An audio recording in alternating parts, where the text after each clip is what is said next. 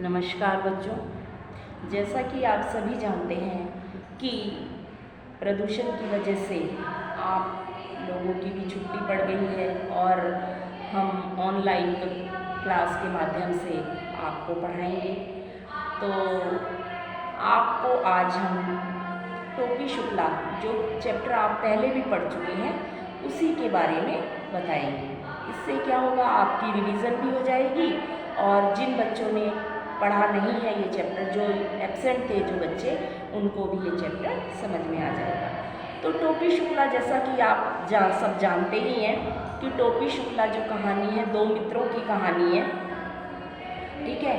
और इसमें दो पात्र होते हैं। एक टोपी शुक्ला जो कि एक हिंदू ब्राह्मण है, उसका वास्तविक नाम बलभद्र नारायण शुक्ला है, और उसका एक मित्र होता है जिसका नाम होता है इफ़न, जो कि क्या है, ये मुस्लिम परिवार से है और उसका असली नाम है सैयद जरगाम मुर्तज़ा, ठीक है।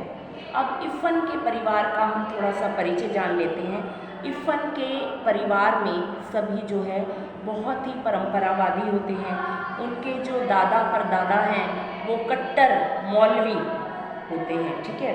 और वो हिंदुस्तान को काफिरों का देश यानी गैर मुस्लिम देश मानते हैं, और वो चाहते थे कि उनकी मृत्यु के बाद उनको करबला ले जाया जाए, जो कि हमारे मुस्लिम भाइयों का बहुत ही पवित्र स्थान माना जाता है, ठीक है।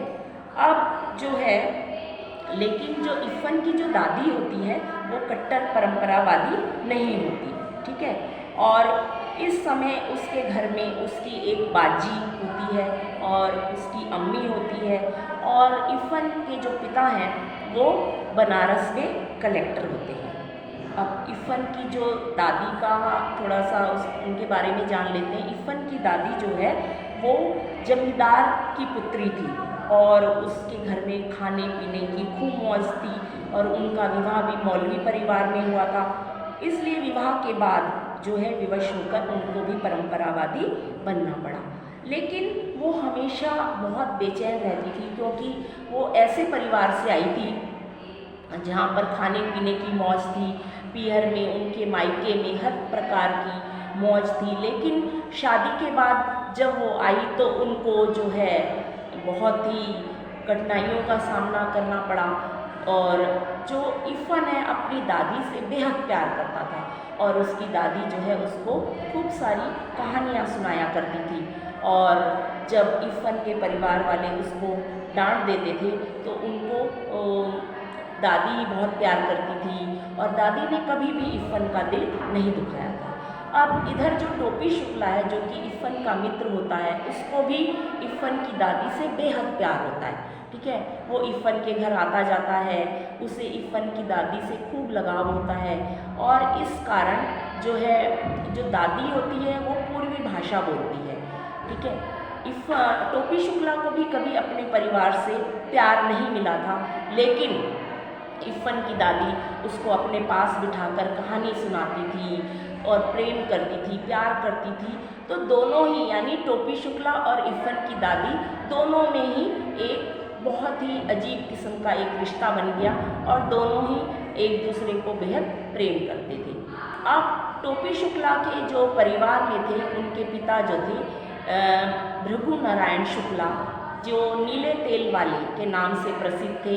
उनकी माता थी राम दुलारी, उनकी दादी थी सुभद्रा देवी, और बड़ा भाई था मुन्नी बाबू, छोटा भाई भैरव, और नौकरानी सीता थी। माता पिता उसका कोई विशेष ध्यान नहीं रखते थे, ठीक है।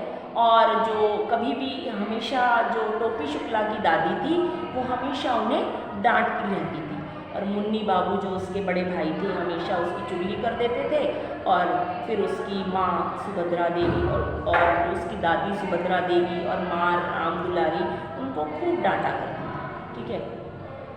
अब अम्मी शब्द, एक बार क्या हुआ, अम्मी शब्द पर बहुत ही हंगामा हो गया। कैसे हंगामा हुआ, एक दिन भोजन की मेज पर सभी बैठे हुए थे, ठीक है।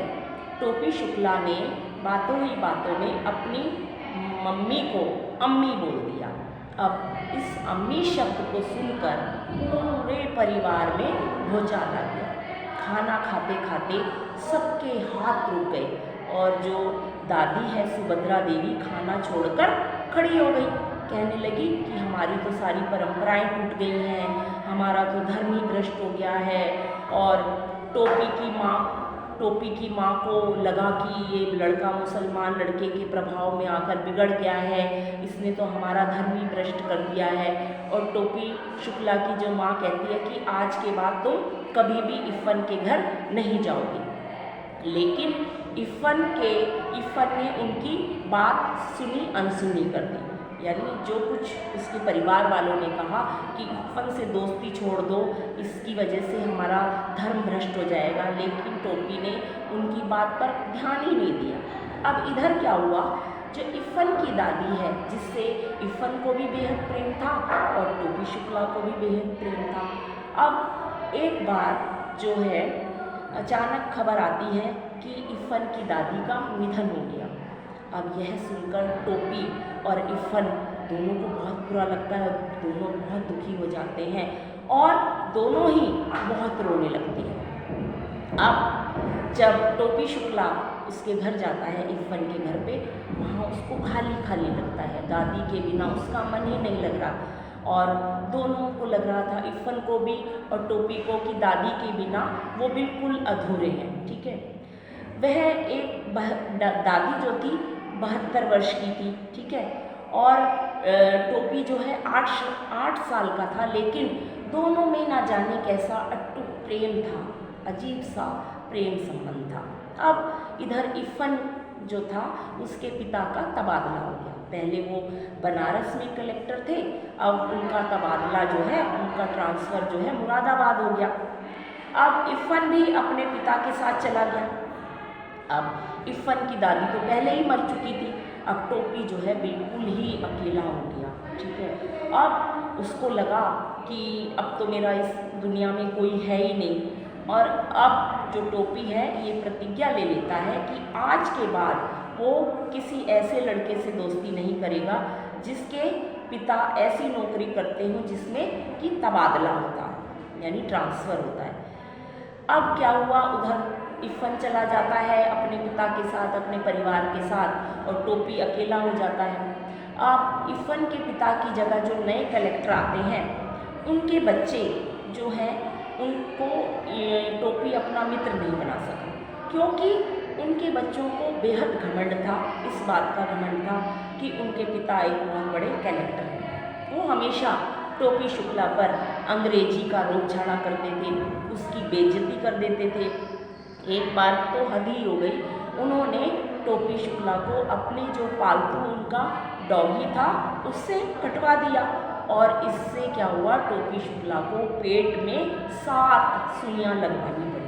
ठीक है, जिससे उसको बहुत दर्द हुआ, बहुत दर्द झेलना पड़ा उसको। तो अब जब भी कुछ बात होती, जब भी कुछ लड़ाई झगड़ा होता, जब भी टोपी दुखी होता, तो उनके घर में एक नौकरानी थी जिसका नाम था सीता। वो हमेशा सीता के पास चला जाता था अपना दुखड़ा रोने, और कभी दादी डांट देती थी, कभी माँ डांट देती थी, वो सीता के पास जाकर उसके आंचल में छुप जाया करता था। और सीता भी उसको बेहद प्यार करती थी, उसको समझाती थी कि बेटा नहीं, बड़ों से ऐसे उल्टा जवाब नहीं देना चाहिए, बड़ों की बात माननी चाहिए, बड़ों का कहना मानो। तो इस प्रकार वो टोपी को अच्छी अच्छी बातें समझाया करती थी।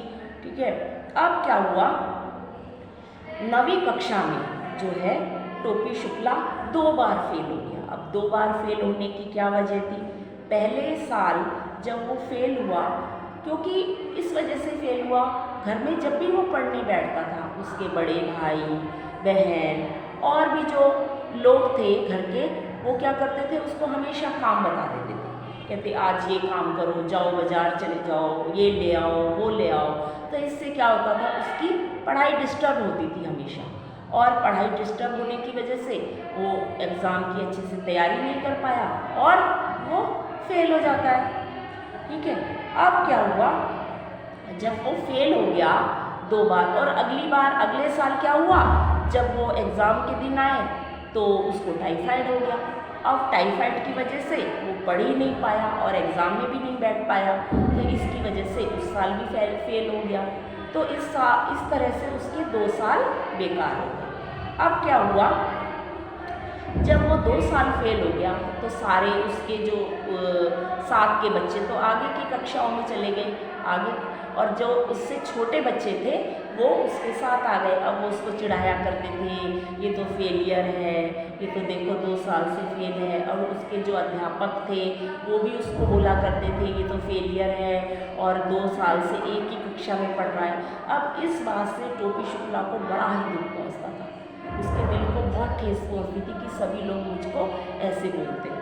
तो अब उसने क्या करा, उसने निश्चय कर लिया, दृढ़ निश्चय कर लिया कि अब की बार चाहे जो मर्जी हो जाए, चाहे मुझे कितना बुखार आए, चाहे कितनी भी परेशानी हो, कितनी भी तकलीफ क्यों ना हो, मैं इस साल पास होकर ही दिखाऊंगा। अब उसने प्रण कर लिया, ठान लिया बिल्कुल। अब स्कूल में जब उसको प्रताड़ित किया जाता उसको बहुत बुरा लगता। अब उसने क्या करा, कठिन परिश्रम करना आरंभ कर दिया। वो हमेशा मेहनत पर पढ़ने में लगा रहता, मेहनत करता, खूब पढ़ाई करता, लगन से दिन रात मेहनत करता। और फिर जब उसको एग्ज़ाम आए तो वो एग्ज़ाम में 3rd डिवीज़न से पास हो जाता है। तो जब 3rd डिवीज़न से वो पास हो जाता है तो सभी लोग खुश होते हैं, लेकिन उसकी दादी फिर भी खुश तो होती है काफ़ी, लेकिन उसको एक ताना भी मारती है, कहती है कि चलो 3रे दर्जे में सही, 3rd डिवीज़न सही, कम से कम पास तो हुआ। और ये टोपी शुक्ला के लिए बहुत ही खुशी की बात थी कि 2 साल फेल होने के पश्चात जब वो पास होता है तो उसकी खुशी का ठिकाना नहीं रहता और वो बहुत ही खुश हो जाता है कि चलो कोई बात नहीं, 3रे दर्जे में ही 3rd डिवीज़न से ही सही मैं पास तो हो गया। और बहुत प्रसन्न होता है, घर वाले भी बड़े खुश होते हैं, ताना तो मारते हैं लेकिन बहुत ही खुश हो जाते हैं। तो ये थी बच्चों कहानी टोपी शुक्ला, जो कि आप पहले पढ़ चुके हैं कक्षा में, लेकिन हमने आपको एक बार रिवाइज करने के तौर पे हमने ये चैप्टर आपको मैंने दोबारा से समझाया है। अब बच्चों इसके क्वेश्चन आंसर भी हैं, है ना, काफ़ी सारे क्वेश्चन आंसर है।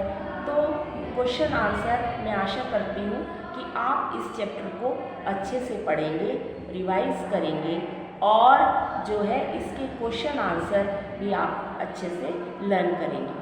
आशा करती हूँ कि आपको ये चैप्टर जो है अच्छे से समझ में आ गया होगा। ठीक है, अगर किसी भी बच्चे को कोई प्रॉब्लम हो और कुछ डाउट हो तो आप मुझसे इसके बारे में पूछ सकते हैं।